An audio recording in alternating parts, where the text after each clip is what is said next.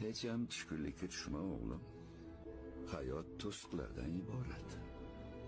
Bugun bittasidan o'tasan, ertaga ikkinchisi paydo bo'ladi. Undan ham o'tish kerak. Bu senga berilgan sinov. Keyin uchinchi g'ov bo'ladi. Undan ham o'tishga harakat qil. Shunday dardlar borki, o'g'lim, tasalli faqat iymonda. Eng kuchli odam sabr qiladigan odam, o'g'lim.